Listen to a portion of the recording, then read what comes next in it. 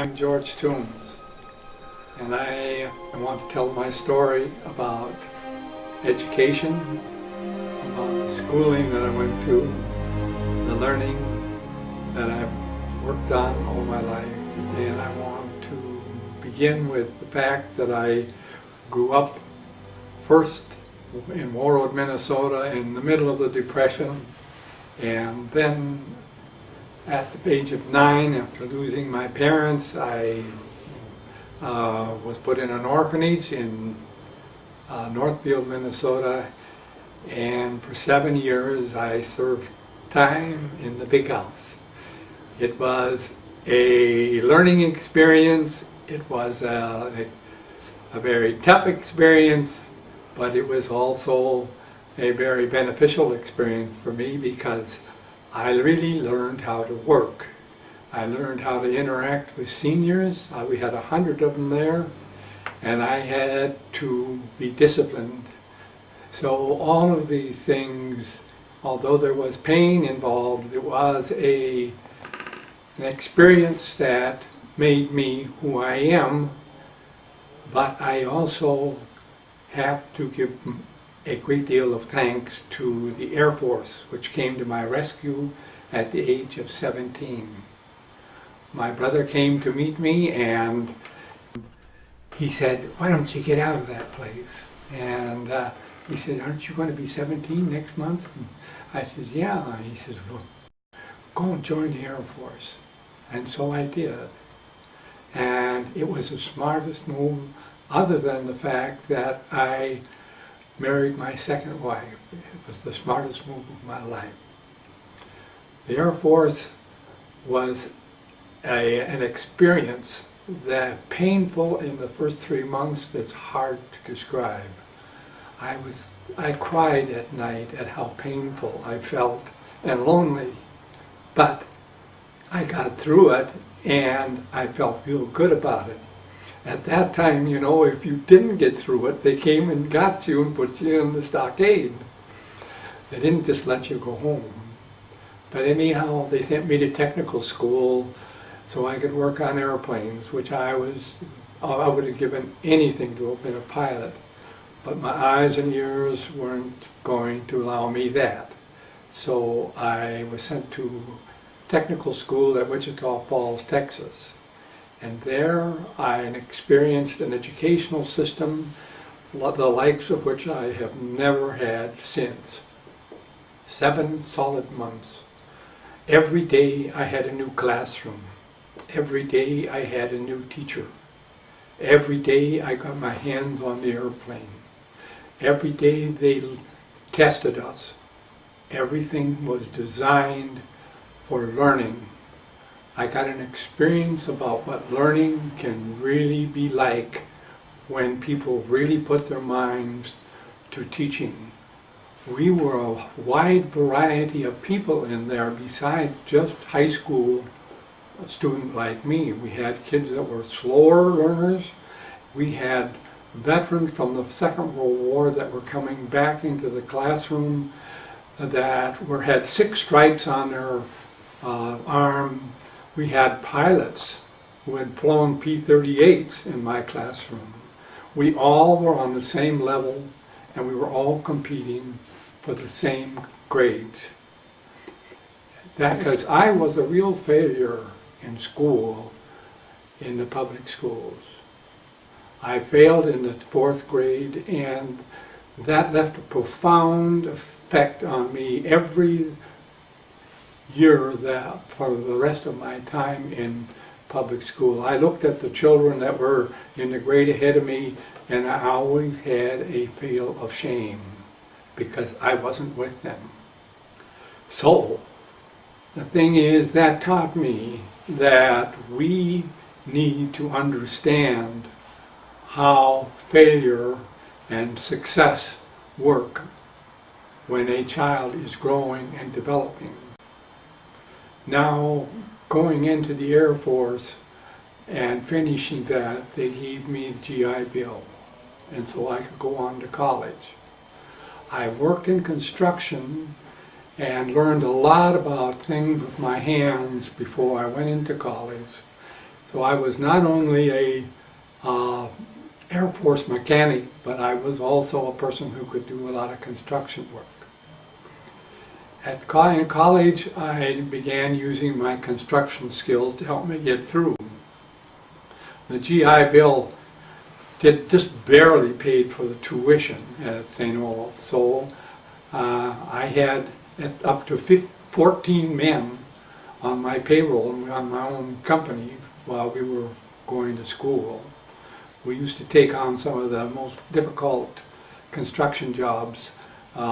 They were hazardous. Nobody else really wanted to take them, so we took them on. And this was a learning experience by itself. My grades in college suffered because of this, but the experience of meeting a payroll was pretty important, I thought. And I did a lot of work at this college while I was there. I did overhauled did all the renovation of the old main, and we also did in the summer, Christmas time, the interior of the power plant. So St. Olaf was a exciting experience for me, and I was ready to go out and teach. When I got into teaching the first 3 months, I had an unbelievably good principal. He knew my shortcomings and instinctively. He was he was just there for a temporary basis, and and we were in a very poor community. Extremely poor people lived in this school district. This principal went to every family in the summertime and said, "Hello, I'm Dr. Bach, and I'm going to be the principal." Well, I got an experience that was remarkable in the fact that I knew what a good educator looked like, but he only was there for 3 months, and then he had been waiting, and they took that condition that he would only be there temporary. So he went to take over all the American military schools in Germany. From then on, it was a very difficult time at high school, because as I observed and watched the educational system, the children were only half of the children were basically, I thought, getting educated. The other half were being just sitting or idling or standing by. They were being moved on from one class to the next, and they really weren't ready for education. So this really upset me, and I got into a lot of difficulty with my fellow teachers, because I really thought we should be changing our school system to meet all of the children, not just the children who were the B and A potential students. As a result, I became a very unpopular teacher there, and I moved on after 2 years at St. Francis. My next experience was a private school at Breck. The Vietnamese War was really starting to crank up, and this was bothering me greatly, because I was very much against this war. I understood, because of my history background, a lot about that part of the world, and I knew this was going to be a disaster for us, I felt. And I was reading the mail of the guys on the other side, because I had to come in contact with an old gentleman who was a communist, and so he gave me a lot of insight into how the folks on the other side of that war were thinking and feeling.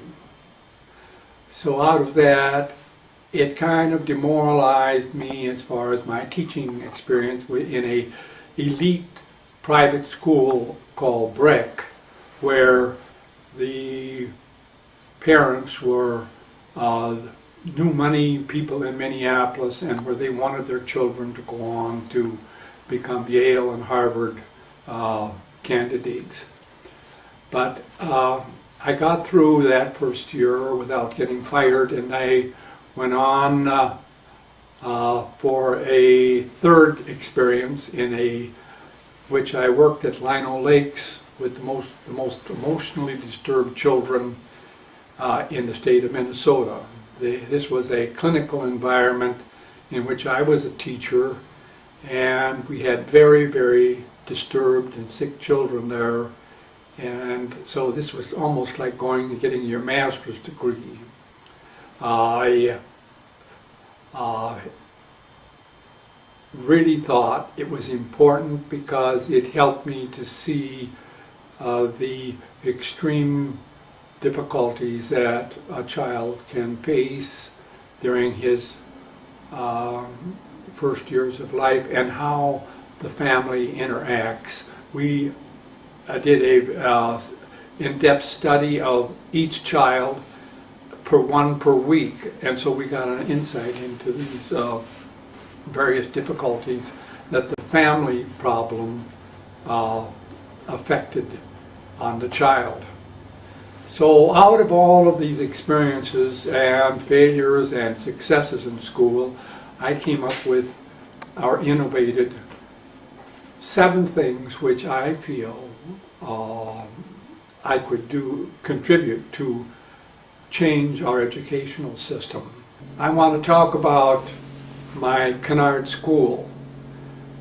This is a small learning environment for children that came out of my experience as a kind of a slow learner when I was in grade school, and also when I observed in the high school experience the children that were having an extremely difficult time because they were behind in their schooling and they weren't ready to do the material that we were presenting in, for instance, 8th grade math or 9th grade math. We had these children who were still on an 8th grade or on a 1st grade level or a 2nd grade. Some of them had a hard time writing anything other than their name. They were so we had this wide variety, and we had other children who were ready to do junior and senior work, who might even today be doing college credit work. So the school that I came up with to solve this situation was out of my studies in which I looked at the one-room school of the 1800s. This, I became convinced, was a school that really educated America. It gave children a very, very solid education on reading, writing, arithmetic up to the grade of 8. And in 1940, when we went into the Second World War, we had a population that was really ready to go to work. They had experienced a concept called deprivation.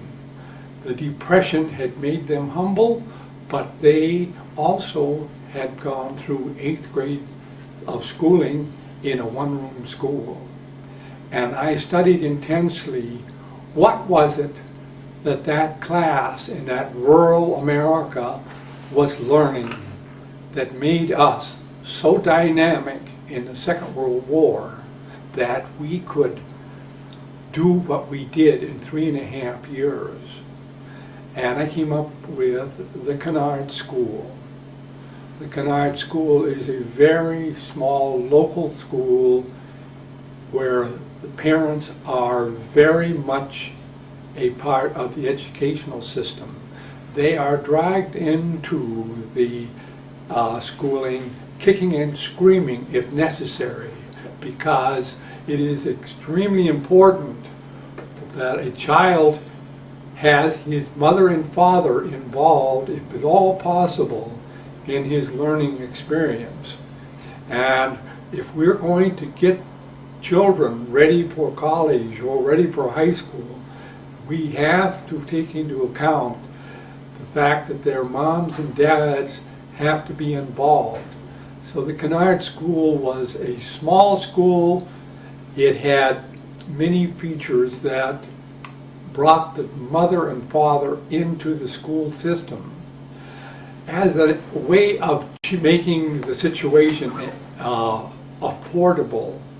I designed the idea that when a builder is building a bunch of houses, 3 of those houses would be houses that would eventually be homes, but they could also have a tunnel or a walkway through them, and those 3 houses could be a Kennard school.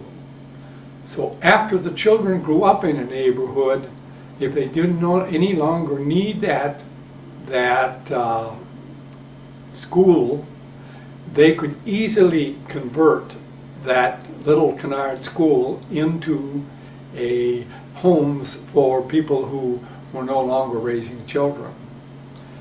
The whole concept of the Kennard School was to keep it small and to keep the teacher from grade 1 through 8 in the child's process as long as possible.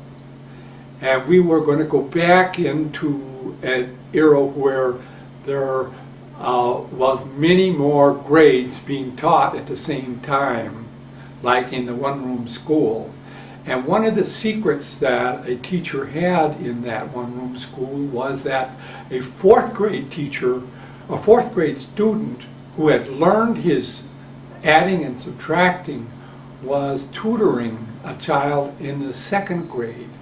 He therefore reinforced all of that knowledge, and it also gave him an ego boost because he could be doing a little teaching and at the same time remembering what he was supposed to learn as far as his math in 4th grade was.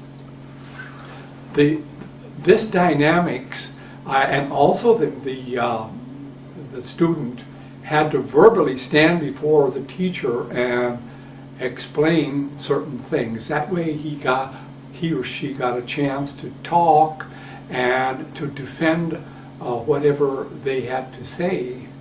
There were all sorts of little things that were all thrown out when we put in the consolidated school system, where you have math production, where you have 30 students and a teacher doing the lecturing.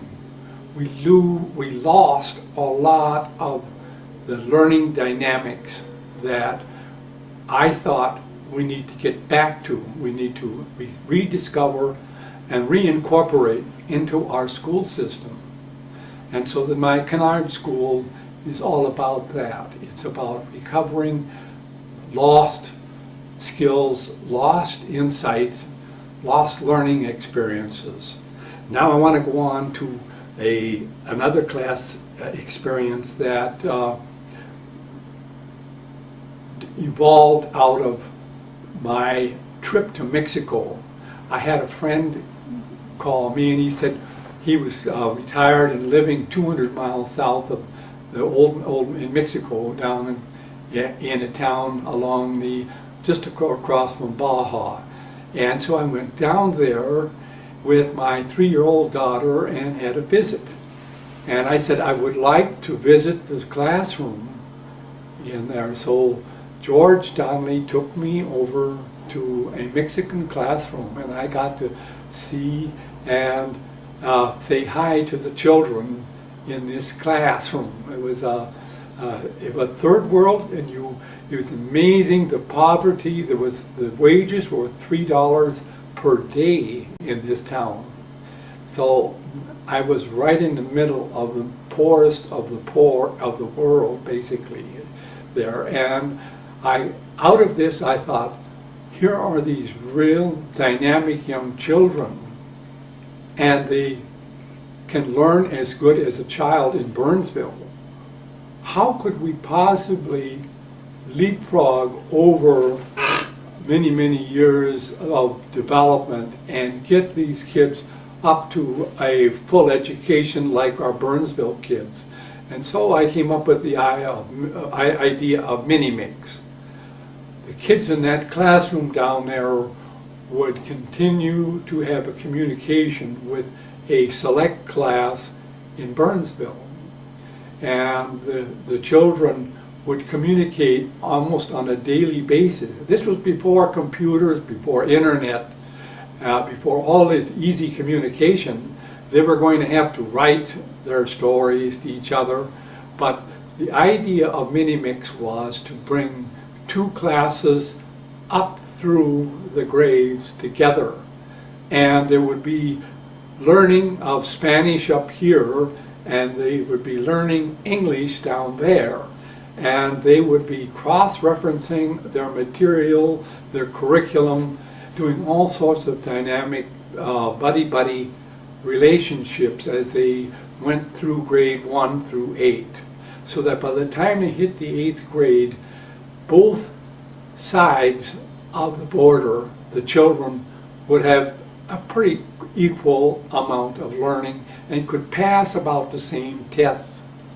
This, I thought, was a realistic thing if we developed that sort of a concept and shared with, and those children up here would gain something about the experiences of a third world child, and a third world child and their mothers and fathers would actually come up 1 or 2 or 3 times during this 8-year period, and they would visit in Burnsville. And vice versa, the kids from up here would go down to Mexico and visit. I thought this was the way we could pull the Mexican children up in their learning experience, and also at the same time give our children a cultural experience that they could never get just sitting in their classrooms here in Burnsville. Now the third program that that gurgulated up out of my mind as I struggled along, asking myself about this problem of education. You see, having went through 3 different educational systems and not really being what you'd call a success in as far as the community was concerned, I had a lot of doubts about myself, and I wanted to know what was wrong with me, or what was wrong with the school system, or what could we do with the school system if I was right and they were wrong. How could we fix it? So one of the ideas I thought about was go-kart curriculum. When I was in the orphanage, there was no toys. Any toys had to be made by us. We had to create them. So I built out of old wheelchairs. We had 100 senior citizens, so we had a lot of old wheelchairs around, and a farmer up the road had an old Maytag gasoline engine from his washing machine, and I asked him how much he would want to buy, for me to buy that engine, and he said, well, I want $15. Well, $15, I was getting $1.50 a month for my, that was my pay at the orphanage. So I said, can I work it off? And he said, yes, you can clean my chicken coops 2 times. I'll give you $7.50 each time. So on Sunday, I went twice. I went up and cleaned these dirty, filthy, huge chicken coops. It was a very difficult job, and I got my gasoline engine and I mounted it on 2 2x8s that I made as a frame for my go-kart, and I used the wheels on the from the wheelchairs, and I created this go-kart, and it actually worked. I made it so it didn't have a very good clutch, and it didn't have brakes, but it did work around the orphanage. We had a 60-acre farm there, and I could drive that unit all around the roads we had up around the buildings, and clear out around the farm and back, and it was a lot of fun, and a very satisfying experience for me to be able to do something with this. And out of this I said, what an exciting experience this would be for children in a classroom if I could give them a curriculum, a unit of work or unit of work study in which we would have a go-kart, an actual go-kart that they would eventually drive like I did. And so I have this concept of a box in which you have a go-kart. It has the wheels, it has all of the frame and the parts, and we spend we would have to spend millions of dollars in developing this learning experience for a child in the classroom. It would last about, this go-kart curriculum class chapter would last about, I was considering 6 weeks, in which the child would put together, and at the same time he would be learning some math, he would be learning some reading, he would be learning teamwork. There are 3 children would work together, and each day one of them would pick, I'll be the leader, and the other 2 have to be the followers. And all of the time while they're doing this, there is a child that's from an upper class would be there supervising them. And that comes out of my one-room school experience. The upper class child would have a checklist, and he would check how their behavior and how they were doing, and he would test them all the way up the line, so that by the time the go-kart is completed, the 3 children would be able to have a grade that they have, could see what they have done as far as their reading and their numbers and their motor skills. They would learn certain very important pliers, wrenches, all kinds of tool skills that are necessary for them in later life. And they would learn this as a 7th or 8th grade child. And then they get the ice cream, which was driving it on a go-kart track outside. And in this track, they would learn a lot of safety rules. This is all being built into the curriculum of the go-kart curriculum box. It comes in there. The whole business with cassettes and videos and all of the basic tools that are needed for them to learn how to drive this go-kart safely and how to learn a lot of their future driving skills. I learned to drive off of a Ford tractor, a 1946 Ford tractor.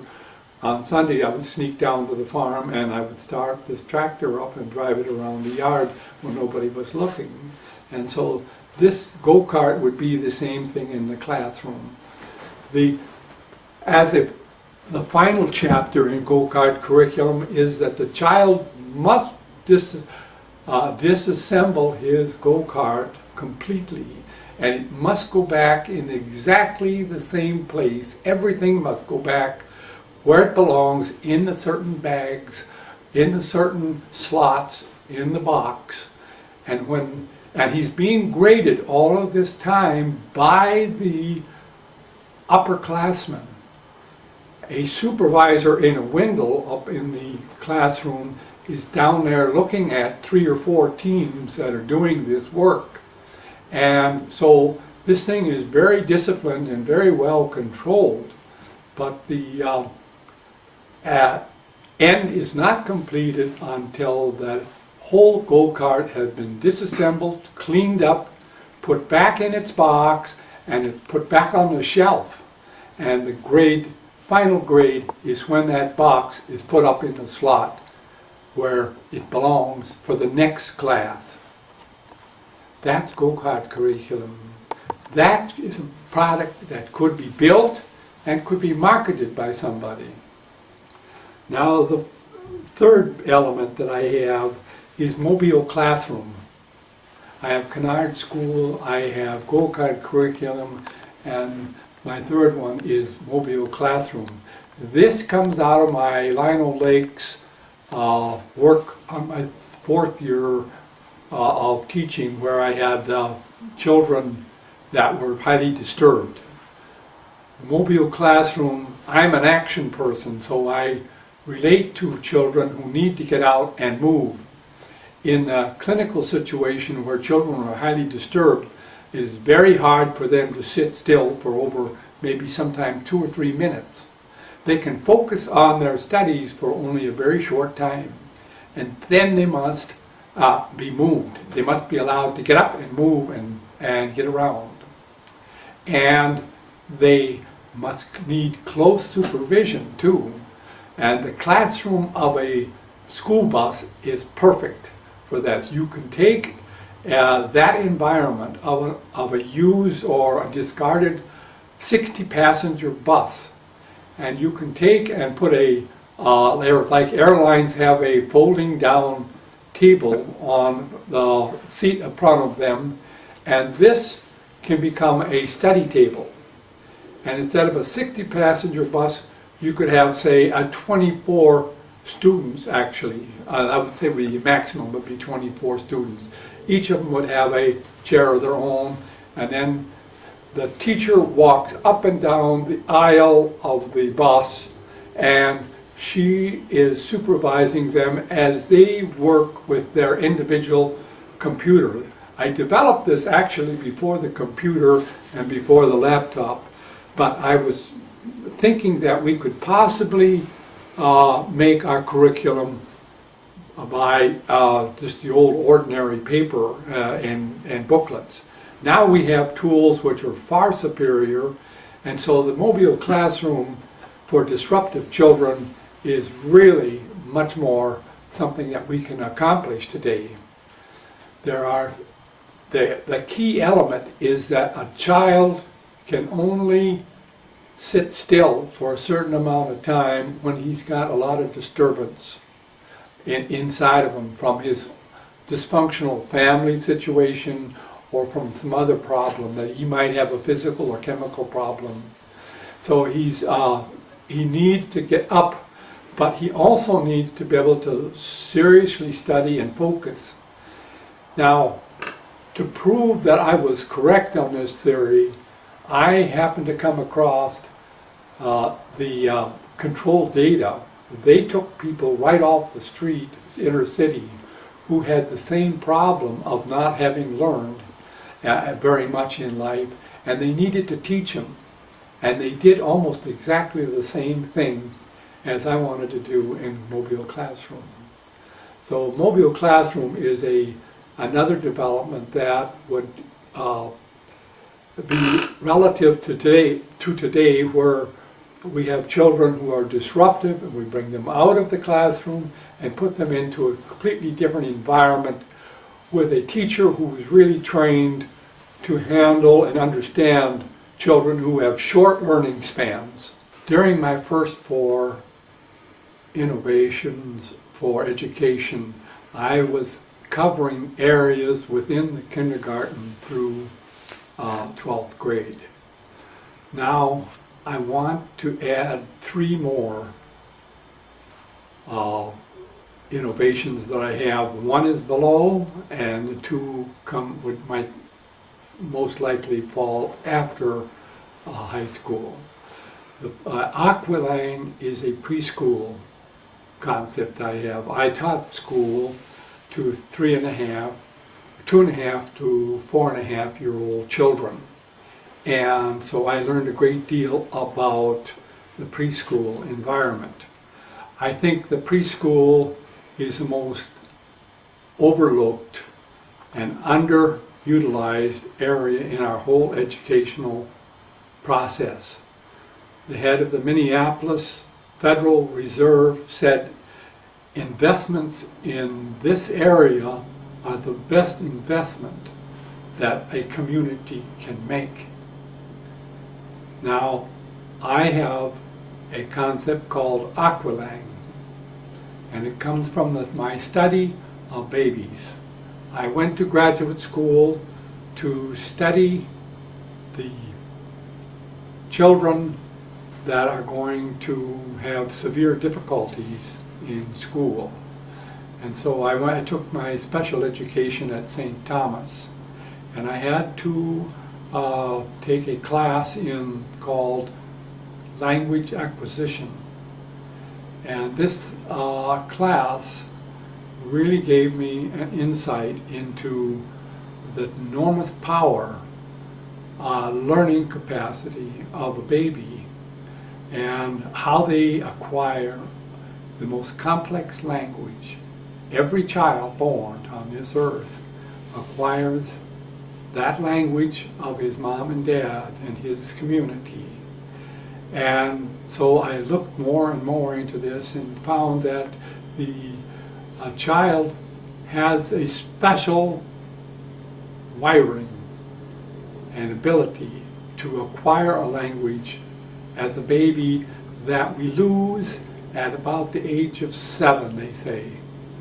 I asked Theodore White when he was in town from Harvard, he came here to lecture, and I said, how many languages can a baby acquire? And he said 3 and possibly 4. And these will be native tongues that a child can acquire. He said the only thing is that they would learn all 4 of them a little slower than normal. So out of this I thought, wow, we could be producing in our daycare, we could be producing children who have 4 languages that are basically native tongue languages, and all we have to do is expose that child to an environment in which that language is being used on a routine basis. So the thing that I see in Aqualang is we would bring at say 11 o'clock in the morning in daycare, they would be getting ready to serve lunch. In would come 2 or 3 Chinese students who were here from China. And they would, to help earn their college education, they would gab away in their language only in the school and take over and do all of the various getting ready for dinner and do all the talking and preparing and feed the children, for instance, and then the cleanup and whatever takes place. And this would last for, say, 2 hours, maybe to 2 o'clock. That the child would be only exposed to that language every day, 5 days a week, when he's at daycare. The parents would be receiving a child at the age of 5 who could not only speak his own language, but he would be speaking in Chinese besides. And this could be done and accomplished for an extremely small amount of money extra on the part of the daycare community. Aqualang is a tremendously important thing for the security of our society and for our defense, that we have children who know another language. This was probably the biggest weakness in our problem in Iraq, was that our soldiers did not have a language capacity in Arab. So there could be daycare, Aqualang, that are Chinese daycare. We could have Arabic daycare centers. We could have a Russian or Japanese. Pick any of the 3 or 4 major languages of the large population. Sanskrit, I think, is for India. And that's all that daycare center would specialize in, is that one language. And we could produce for our community, for our country, 20 to 100,000 children in 5 years' time that would have this foreign language as a native tongue. That is my 5th program. My 6th one is an inner city. I spent 25 years on the inner city working with the disadvantaged people, and I feel that... Cut for a second.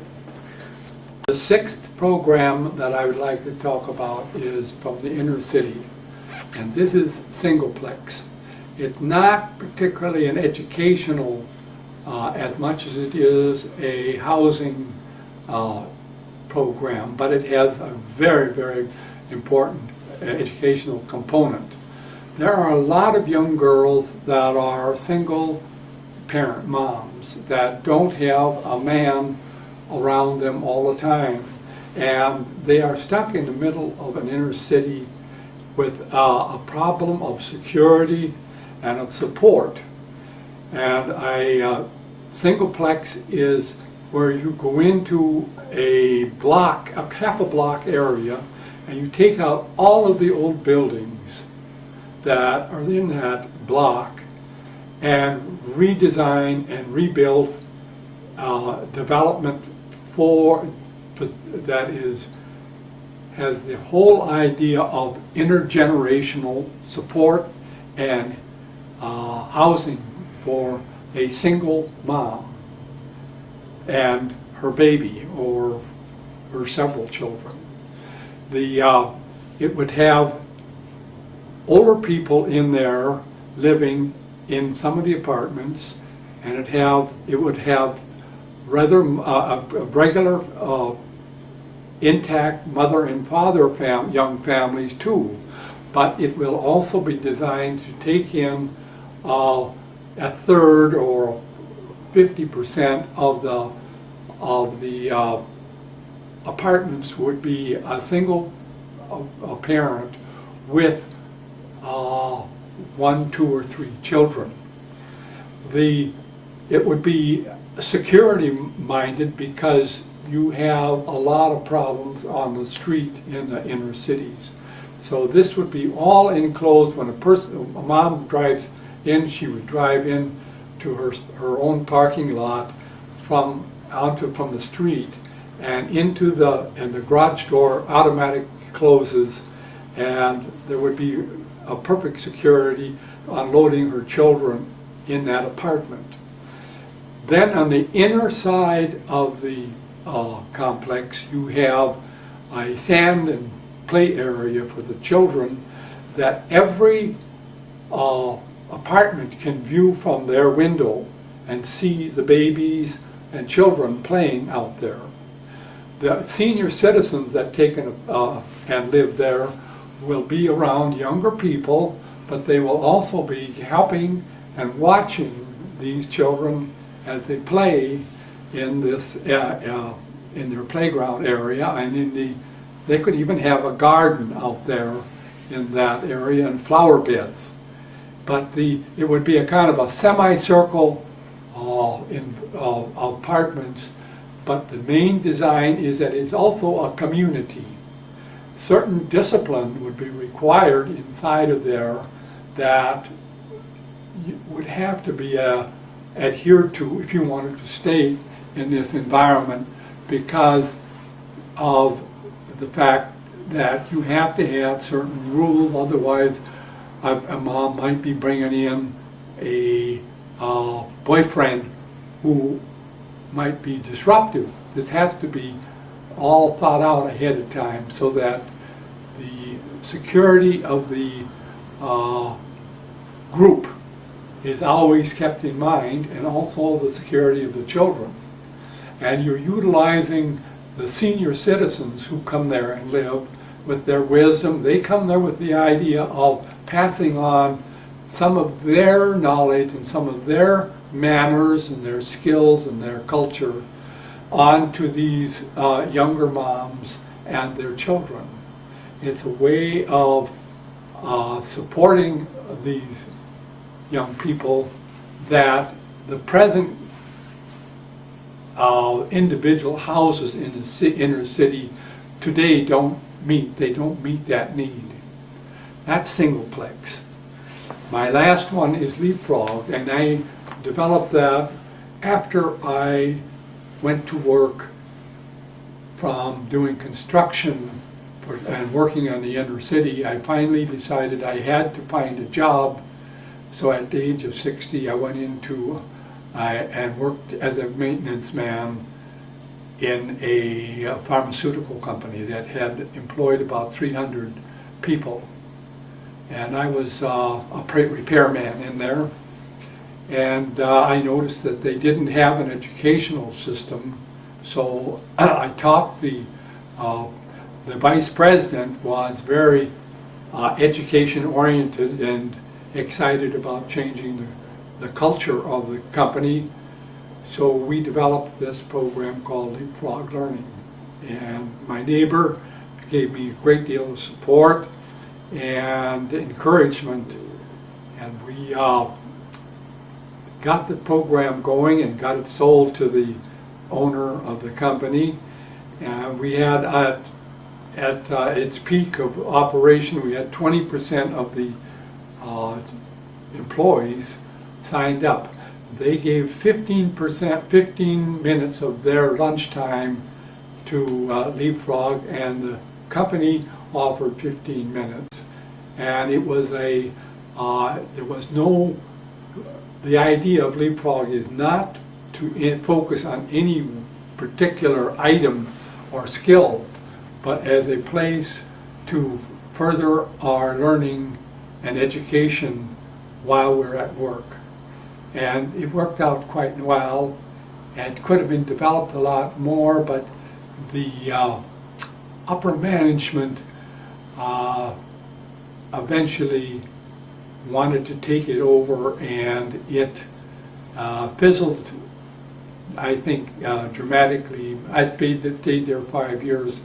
It could have worked, but the owner lost interest, and whenever you don't have support of the top people in a program, in a business, you're immediately going to lose dynamics and speed.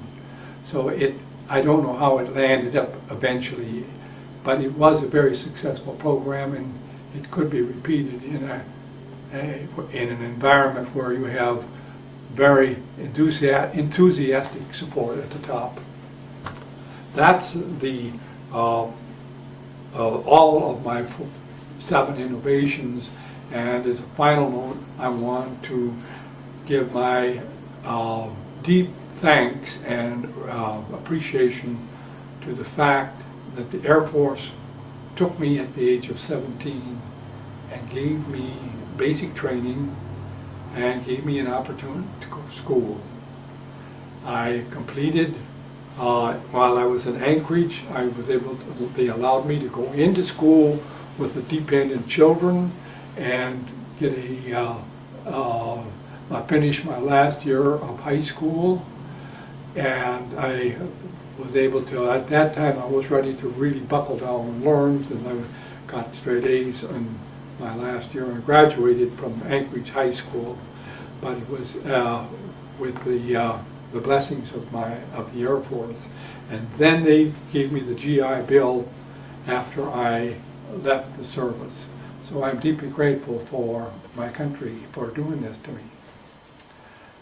That's my story. Now, what are you going to do with the book? Does this come into play anywhere in this thing? Yeah, well, I would like to have integrated the whole process of education into this, but I thought you wanted me to go into all of this innovation stuff, yeah, and not in so much into educational theory. It is the theory which describes what we can observe. That is a statement by Albert Einstein. He made one other extremely important statement that affected all of these innovative programs of mine, and that is, you cannot, the conscience that created a problem cannot solve the problem.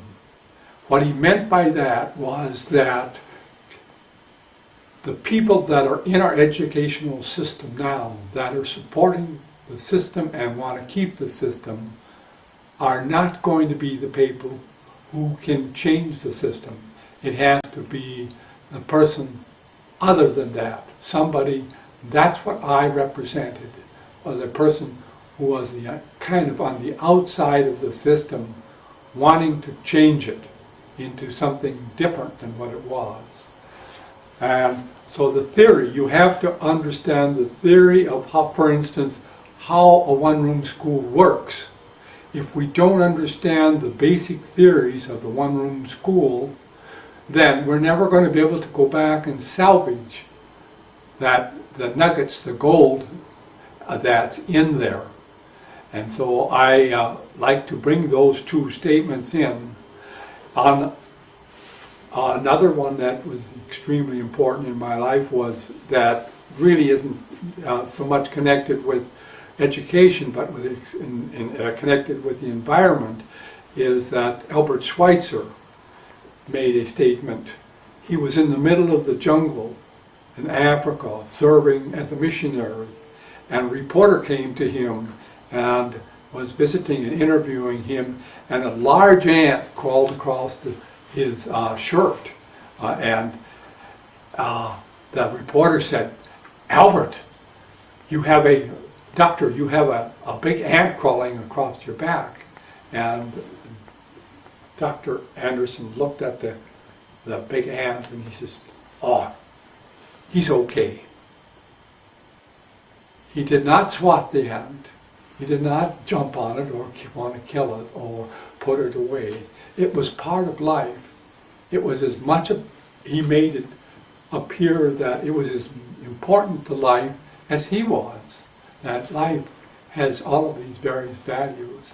And that one simple statement really affected me about how we should respect life in all its forms. Now, the ant crawling across Dr. Albert Schweitzer's back is a story that profoundly affected me about how we should look at life and how we should respect all of life. Albert Schweitzer is one of my teachers, just like Albert Einstein was one of my teachers. Now, I wanted to bring up some concepts that in the process of creating these 7 innovations, we have to appreciate some of the ways in which a human being learns, and we have to have moral values about this whole thing, because we have to, in my estimation, we have to appreciate that the world is in desperate need of education. The Bible talks about our brother's keeper. Teaching is a lot about giving, about sharing, about people that are doing something not to fill their pockets, but they're doing something for their fellow man. So the question today used to be that are we our brother's keeper was a choice. But as the world becomes a globalized one village world, our brother's keeper is no longer a choice. It is mandatory that we face up to the fact that we are going to have to do something for the bottom half of the children in our classroom, and we are going to have to do something about the poor, and we're going to have to do something about these people that are in other places like Mexico who need an education so they can get on their feet and survive. The backup for this is to understand a concept called deprivation. One of my basic concerns about our culture today is that a child grows up in the suburbs. We have lost the one family farm, and the Depression gave us the opportunity to be humble. It gave us the opportunity to appreciate very limited things in life that a child in the suburbs takes for granted. He has money, pocket money, he has a warm, heated house. I grew up in a bedroom where it was 30 below outside and there was no insulation on the house. And there was 5 of us in the bedroom. This is deprivation, and it teaches as something that we can't learn basically in a warm, heated suburban house very easily. A lot of the world's population is in a state of deprivation. They are hungry, they are very much in difficult conditions, and the concept of deprivation needs to be understood if we are going to further our education.